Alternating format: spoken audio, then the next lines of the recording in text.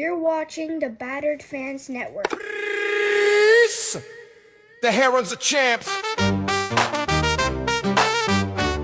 Yeah. Roll out to Freedom Park, rocking pink and black.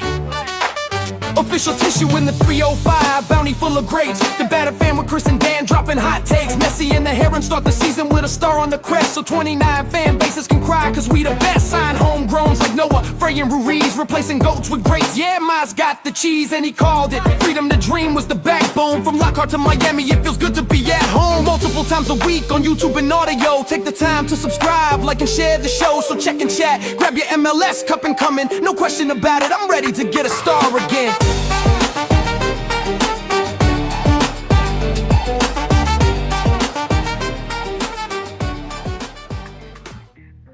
No question about it. I am ready to get hurt again. Chris, the Herons are back. Welcome everybody to episode number 536 of the Battered Herons podcast. I am your host, Daniel Ganana, and alongside me is not Mr. KBD. He is out celebrating his daughter's birthday. Happy birthday to Kristen. I hope she has a great day and Chris is having fun with her. So we weren't going to come on here today, but I'm sure if you are at all involved in Inter Miami social media, you realize that this protest thing has taken on a life of its own. It's all over the place. So I felt like we needed to address it.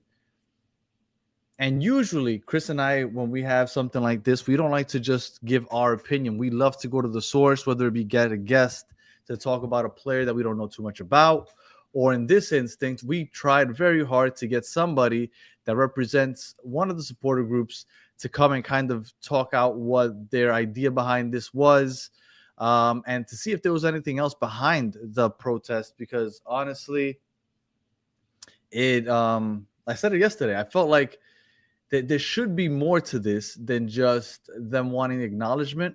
And we tried to get somebody on. And at some points, we thought we did have somebody.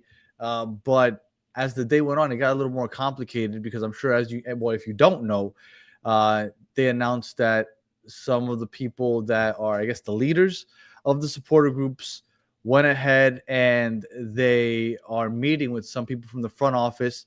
So I guess at that point, at least I'm assuming, right? They didn't come out and tell us, but I'm assuming that's when things became a little more difficult to come on here because I guess they don't want to keep talking out in public if they're going to go ahead and meet with the front office. So it became a little more difficult to get somebody on here. And the reason I'm late, because I saw some people saying that we're late, is because up until a couple of minutes ago, I was talking to people about possibly jumping on. And like I said, just didn't work out. So I figured I'd come on here anyway, just because I had scheduled it. I know some of you guys were on here, and I guess I'll give my take. And I know I have somebody else that said that they might want to jump on also, so they might come on. But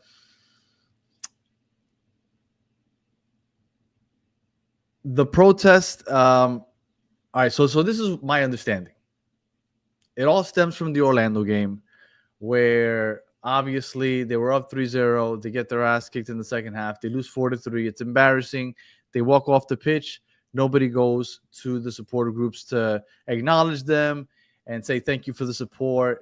Thank you for singing for 90 minutes despite us kind of blowing the game in the second half. And it wasn't just that. I guess that was the last straw, though, that broke the camel's back, because apparently they hadn't done it in the first couple games either. And right now, I'm not giving you my opinion right now. I'm just giving you a summary of what I understand the whole process is, and then I'll go through the chat. So if you're writing in the chat, I promise you I'm going to go through the chat and bring up your comments. I see that they're coming through, but I'm going to finish my thought, and then I'll get to the chat. So that's where it kind of – that was the final straw. So they didn't come and salute anybody during I think it was 3 draws, right? It was Austin, New England, and I might be forgetting the third. There was 2 draws, and then maybe the loss. Am I remembering that correctly? Okay, so it was 2 draws and 1 loss. And they didn't come and salute or acknowledge the supporters up until that point. Now, I kind of understand why they feel like they want to be acknowledged, because they put a lot of work into the tifos and to the chants, and even if they're losing, they go out there for 90 minutes. The disconnect that I have is that if the players are frustrated, because I know it was 2 draws, but after the draws, I mean, those draws felt like losses to anybody watching. So if they walked off frustrated, I don't see why they would expect them to come over there, because it's an emotional game. They walk off, they're upset. And I talked to somebody from one of the support groups today, and I was telling them my opinion. I think where they messed up was that they used the chant, which I wasn't aware of this chant. I'm not Argentine. I'm not familiar with the Argentine culture. But now that I've had it explained to me a few times, it's an Argentine chant that they usually use for players when the team is in shambles, or when a player isn't playing well, or when the team isn't playing well, they might be relegated, so on and so forth. And it's an insulting chant. It really is. And they kind of use that as the base for their chant that they changed the words to, but they kept the same melody. So when they're chanting this and Messi's in the middle of the pitch, wherever he may be, and he hears the melody and kind of the way the chant starts, off the top, he hears that, and I'm assuming he takes that as disrespect immediately, because he's not really, I'm sure, tuning in to the lyrics. He's paying attention to the game, but he hears the melody. He recognizes that this is something that's usually used to insult somebody. And I was talking to this person from that supporters group, and I told him, I was like, dude, I think this is where you guys messed up then, because using this as the base for your chant probably was already a bad look, because he's not listening. He's playing the game. He's hearing this, but not really paying attention. And he's just assuming that you guys are using that chant. And that's why he did the whole, like, what the hell are you guys doing? We're currently winning 2-0. We're not playing like crap. We just won a game on the road. So I think that that's where the supporter groups messed up more than anything, is using that as the base for their chant. And I guess before I keep going, I got somebody here in the backstage that has been pretty opinionated about it also on Twitter. So let him jump on, which, by the way, we're gonna be doing the Spanish show later tonight. Mr. Daniel Solana, how are you doing, sir? I'm doing well. I mean, this is a show that's perfect for me, especially with what's transpired over the last 24 hours, Danny. And I saw what you were talking about. And let me tell you, I did a show last night as well. I said that I thought that it didn't really cost the players anything to just go and just clap their hands, even if it was from the middle of the field. And I truly believe that. However, what the fans, and you were pretty spot on with your analysis in terms of where they went wrong. They went wrong using that song. And not only did they go wrong using that song, but did you see the videos that came out of the fans practicing the song before the game outside the stadium, getting ready? And they knew what they were doing. And to me, not only that, but then the post that they put out today amongst all the supporter groups together, where they mentioned, and I quote, "We feel invisible." This is about the players. This is not about you. You pay to go watch the players. You choose to go cheer and to be in a supporters group, and to do that for 90 minutes. Like, what are you expecting in return? A win, right? Or at least for the players to give their all for 90 minutes. But anything more than that is just absolutely ridiculous, Danny.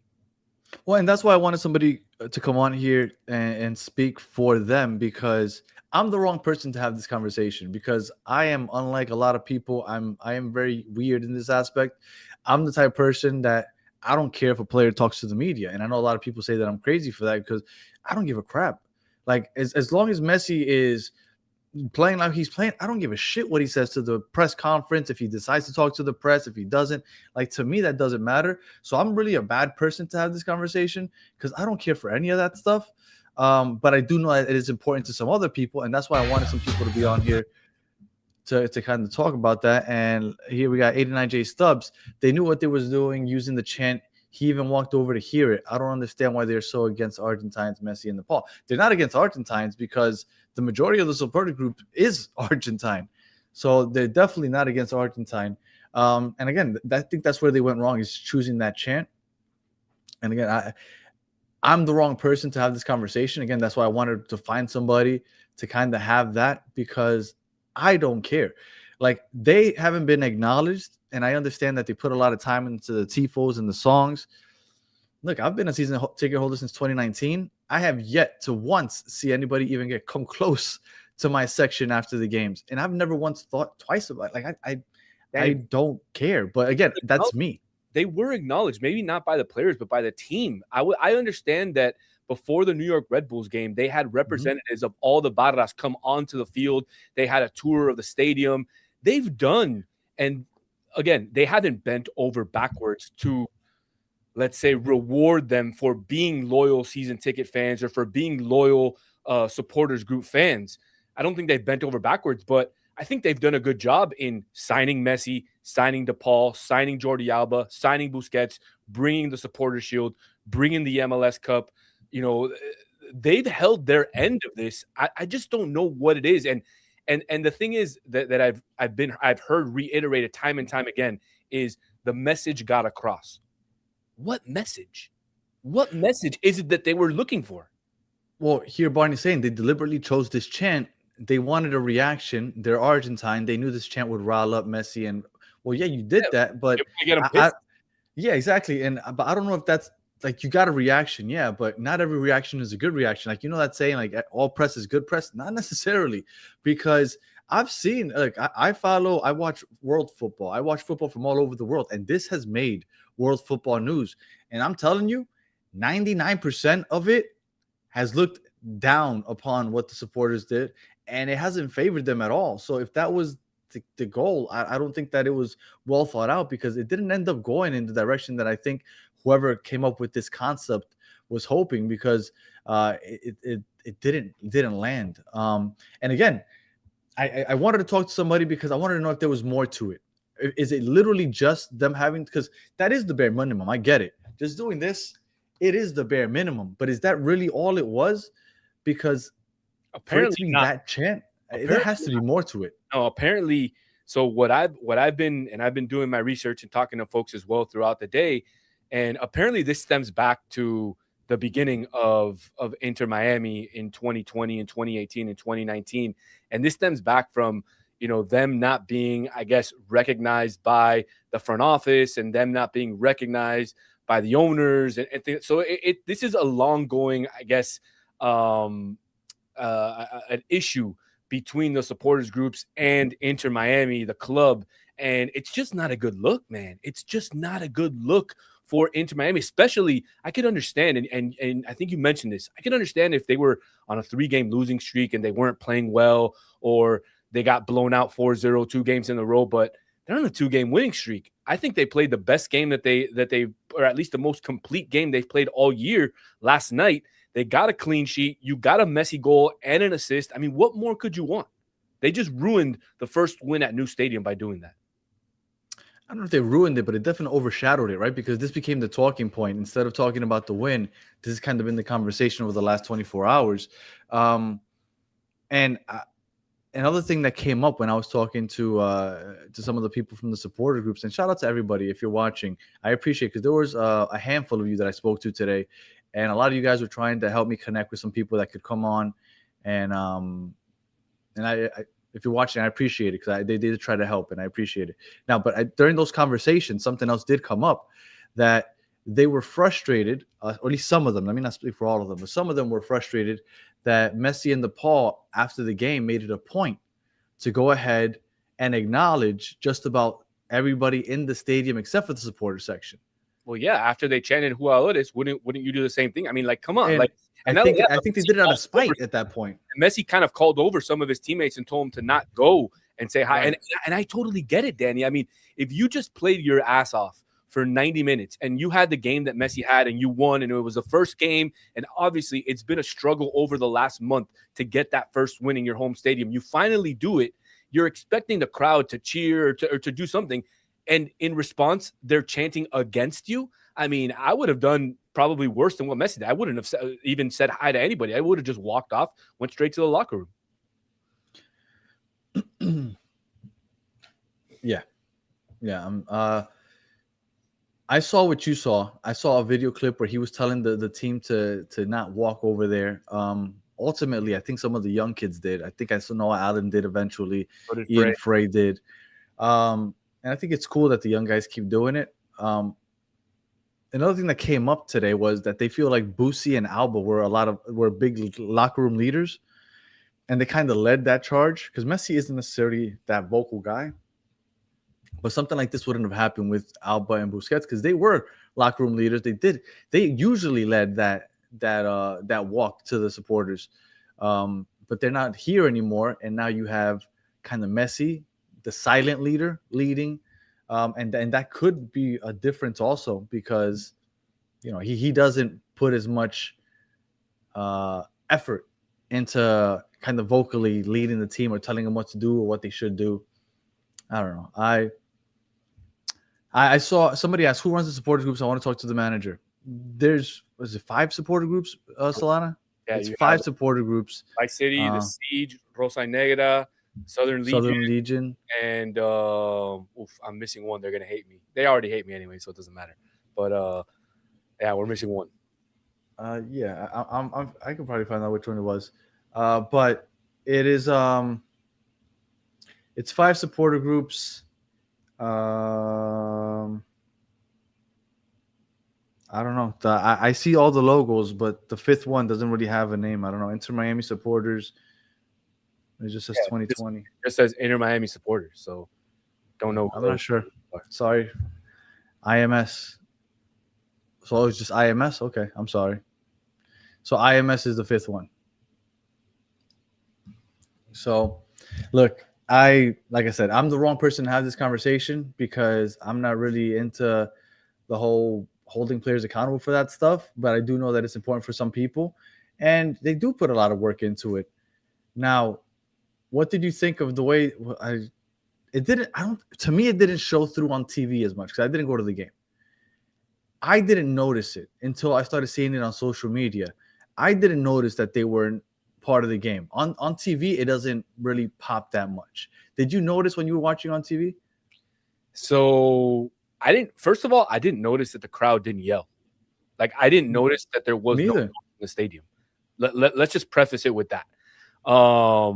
So, and usually you do hear something, but I didn't notice that they weren't or that they were. So to me, I didn't know that there was a protest. If somebody didn't tell me, I wouldn't have known. I did see Messi gesture, but I didn't know what he was gesturing at until I started seeing after the game on social media, kind of all the videos popping up. And then that's kind of, where I was like, that's kind of where I started to change my, I guess, the way I was feeling, because at first I think I was kind of supporting and saying that the players should go over there. But then after I saw all the disaster and what they did, it kind of changed my mind and it put a sour taste in my mouth. Well, look, I am 100% sure that if you were at the stadium, you could probably tell the difference, because when I'm at the stadium, you can hear them, of course, all game long. But on TV, it did to me. It didn't shine through the TV. Where do we go from here, Solana? Look, because like I said, I had a couple people that were supposed to jump on, and then things kind of fell through. And I have a feeling, I don't know 100%, but I have a feeling it's because now they set up a meeting with the front office, and maybe they're like, you know what, let's not say anything anywhere online or anything because we're about to meet with the front office. And I understand it wouldn't make sense to say something, and maybe you say something incorrectly that rubs somebody the wrong way or something. So it makes sense to me if they're going to meet with the front office that they wouldn't come on here and speak. But I do think that that's why things fell through. What's the solution? Could you imagine Messi going and saying hi to them now? I don't see it. No, of course not. But I have it on good word that there's going to be a meeting between the leaders of the supporters groups and the front office of Inter Miami within the next few days. Where do we go from that? I don't know, because, Danny, while the supporters groups made themselves heard by what they did yesterday, we don't know what it is that they want. Because like you said, and like I agree, it's not just to be acknowledged. There's something deeper here. So, and none of us really know what that deeper thing is that they want. So until we know what it is they want, and until they have that conversation, I don't know what's going to happen. But it's a really bad look for the club. They need to fix this, and they need to fix it quick. Now, I'll tell you this. The best thing that could happen is that they just don't show up on Saturday. On Sunday, Inter Miami beats Philadelphia. Everybody goes on break. Messi has a great World Cup, and Argentina doesn't win, but Messi has a great World Cup. and everybody comes back and forgets about it. I think that's the best thing that can happen. But everything is going to rely on what happens at this meeting and what is it exactly that the supporters groups are after, because we don't know. Well, yeah, because like there was one video I saw, and I don't know who said it, but I could hear in the video somebody saying we want our respect or something like that. But I don't understand. Before the second game of the season, like you brought it up, you just brought it up, and I brought it up yesterday. Before I think it was the Red Bulls game, they brought them out and they acknowledged them. And it's not like they've never done it. Like at Chase Stadium, they used to do it all the time.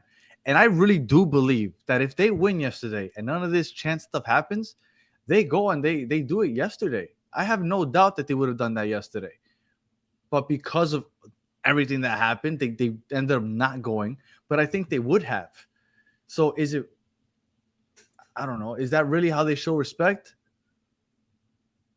Just saying that. And also, my understanding, and I didn't ask this today, but don't they get like discounted tickets? Like, isn't that how they get paid back? Like they get discounted. They pay $50 per ticket. $50. That's what they pay. Right. So they get discounted tickets. My understanding is that some of them get flown out to like big games, like the Seattle Leafs Cup game. So I feel like they get taken care of to some extent. So could it really just be like they just want to get waved at? Like I find that hard to believe, man. I refuse to believe. I refuse to believe that all of this is just because they didn't get waved at. I mean, so far, that's all we have. Unfortunately, that's all we have until more comes out from here and until we have some more conversations. But yeah, man. And by the way, I saw in the chat people were talking smack about Uruguay. Uruguay has no chance to win the World Cup. Zero chance. No, they do not. No chance. So I understand that. Yeah, man. I mean, Danny, I don't know, man. Where would you go from here? Like, I mean, I kind of gave you a scenario where you kind of just let it go over, but where do you go from here? Well, and that's the thing. I can't imagine. Obviously, I don't know Messi, and I didn't watch him as closely as some other people did at Barcelona. The little bit that I've seen of Messi, though, it does seem like he might hold a grudge.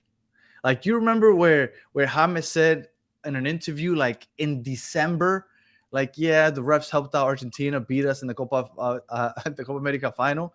And then like 8 or 9 months later, they play, and then he addresses it with James on the pitch and basically makes James cry like a little baby, which was embarrassing. And I started hating James for it. But like he held on to that for 8 or 9 months. He saw James face to face, and then he brought it up. I can't imagine that 7 days later, after that happens, that he's going to be like, yeah, but now but the way that you're going with this now makes me ask you another question, a follow-up question. So if that's the case, does this now sour the relationship between Messi and the fans? And if so, what happens at the end of the year when we all know Messi has a option on his contracts after every year? So could this be the first step to a possible Messi exit due to the fans souring the relationship between them? I would hope not. But I did see somebody, I forgot who, it might have been soccer. Somebody said, I don't want to see Messi this turn into PSG 2.0. Because I know that the PSG supporters turned on Messi. And that became like an ugly situation over there. I would hope we don't get to that over here. I can't imagine that happening over here. And then if anybody is part of the supporters group and anybody, and I haven't heard anybody say this, but if they were to say, hey, I'd rather Messi not be here, I think you're crazy. I think you're crazy, and I'd rather have no drums. I'd rather have no chance, and I'd rather be winning on the pitch. I'm sorry. I love the atmosphere that you guys bring. I think it's awesome. Since we started back in 2019, 2020, you guys have been awesome. If I have to pick, I'm sorry, I'm picking winning on the pitch than hearing the drums, man. Because look, we got the win yesterday without the drums. I think it would be awesome to have them both together. But I'm here to watch this team win, and I really hope it doesn't come down to that, because I really don't want to see Messi start to sour on his time here in Miami because the supporter groups decided to start, chanting things at him. I really hope that that's not where we're going, because that would really suck. But I can't imagine. Look, half of the supporter groups is from Argentina. I would assume that half of them love Messi. I don't think they want to see him go either. I mean, I guess not, but I mean, it's a bad look, right? It's a really bad look if that's what It they're is. if they know that that song is what it is, right? Because we all know if we're from Argentina or Uruguay, we know what that song means, and you're going to use it for that. Again, going back to what we were stating before, they knew exactly what they were doing. So they were trying to get under Messi's skin. Messi was not the bigger man in the situation. He took it personal. He didn't say anything. And look, now we're in the middle of a struggle between a global superstar and a crybaby fan base that somehow wants something out of this, and we just don't know what it is. Their statement was that they felt invisible. So that leads me to believe, Danny, that if they feel invisible, then they truly want to be acknowledged, like you said. And if this is all about just being acknowledged, literally a little hello after the game, I mean, this is probably the biggest novela ever dreamed up for absolutely no reason. I mean, I wouldn't go as far as to say, because you said crybaby fan base. I wouldn't go that far. I feel like everybody that puts in their time and effort wants something back, and I get it because those tifos and all that stuff. I'm assuming it takes a lot of work, and if all they want is to be acknowledged, hey, so be it. I don't give a crap about being acknowledged. Look, we've been doing this show for 5 years now. Not once have they given me media credentials. Not once have they invited us to do any of those stupid little games that they do. And we keep doing it. And I've never asked anybody to acknowledge us. But that's me. And I know that some people that feel differently. So I try to respect what everybody considers respect for what they do. And that's fine. But me personally, I think it's not a good look to be shaking the boat when things are going well and you have the greatest player of all time on your team. I'll tell you this, man. If the formula to get Inter Miami's attention is to cry about it on social media, because we've seen it over the last week, a lot of crying on social media about people and not getting into Inter Miami and people not doing things for Inter Miami and Inter Miami not doing things for them. We've seen them cry. Then if that's a formula, then that's a formula we got to take, man. I'm going to go cry about it online. But that's just not my style. I'm not going to do it. I'm going to continue doing what I do. You're going to continue doing what you do because you love to do what you do. And we are not in this to get something in return. We're just in it for the love of it. And I think that's where the supporters groups, in my opinion, are missing are just missing it right there. Because at the end of the day, if you are doing these tifos and painting these tifos and spending your time, you're doing it because at the end of the day, you think you're going to get something out of it, then I think you're doing it for the wrong reasons. Now, if you're doing it because you love the club, you love the colors, you love the crest, you love the players, you love to go out there, then you're doing it for the right reasons. But if you're doing it to get something out of it, then I think you're wrong. All right. Well, there's a couple of things we could touch on before we head out of here. We're going to do Las Garzas. If you guys want to hear us talking Espanol, we're going to be doing it with Xavier La Voz, even though I haven't heard from him today, but I'm assuming he's going to jump on with us. But a couple again in Spanish. Yeah. A couple things that I wanted to touch on real quick. Chris, shout out to Chris. I guess he just jumped on to hear what we were talking about. I don't know the answer to this. Who is La Familia? The supporter groups or the season ticket members or just the fan base in general? What's your opinion on that? Because I always consider just the fan base La Familia. Do you think it's something? Okay. I agree. I consider the entire fan base. Now, if the supporters groups want to just call themselves La Familia and that's their name, that's not how I considered it. So I consider you as part of La Familia, essentially. Yeah, I thought everybody that's Inter Miami fan, and I don't know how we had that conversation yesterday on yesterday's show. I don't know how that happened, but I always thought that if you're just a fan of Inter Miami, you're just considered part of La Familia. But some people were saying that it's just the supporter groups. And then Neymar, you saw he got called up to the World Cup. I'm happy for him. I think that it would have been a shame for him not to be on there. How I've been saying I don't want Neymar on this team. I don't want Neymar on this team. Now that I know that his window is so close to being like his career being over, I kind of want him. I kind of hope he comes here this summer. Nah, he's not going to. I think he just agreed to stay at Santos. But I'll tell you this, Danny. Did he? I wasn't he like crying yesterday because he was saying goodbye and then they subbed him off by accident? Yeah, they subbed him off by accident. But no, I haven't seen anything. I will tell you this: the fact that they announced Neymar and the fact that Messi's going and James and I've been seeing it in the chat. Somebody's been asking me to address the Suarez situation with the national team. He's not going.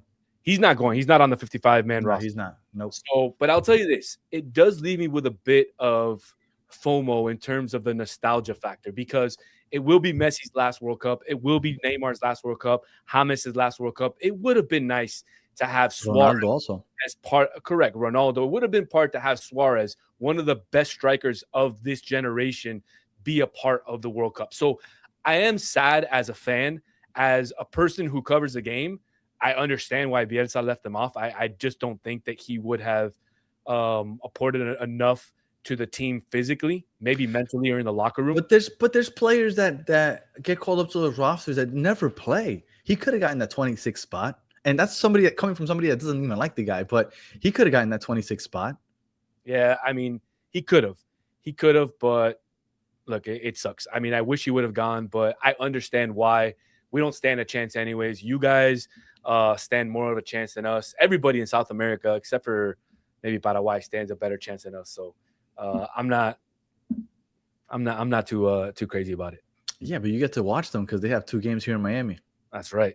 I'll be there watching. I'll be there covering the game, which will be exciting. And first time ever seeing my club in a World Cup. Be kind of nuts. Yeah, man. Whether they win or lose, that's that's a bucket list right there. 100%. And then real quick, they interviewed Suarez, and he said he doesn't care if he sits on the bench before he knew he wasn't going to get called. He said, I'll go and I'll sit on the bench. I mean, like when you get to wear your country's crest on your chest, I'm assuming, I mean, obviously I've never gotten to do it, but I would assume there's nothing better than that. So, you know, I may not like the guy, but I thought that it would have been cool for him to get on there. All right. I think that is it for people saying that Neymar is going to go to Cincinnati. Neymar's not going to Cincinnati. Neymar is not going to Cincinnati. If Neymar comes to the MLS, he will come to Miami. And you know what I was watching? I was watching the Ronaldinho documentary on Netflix. Good, man. It's so good. It is so good. And you know what stood out to me? How much he kept saying he loved Miami. If he was like obviously 10 years later in his life, he would have come here.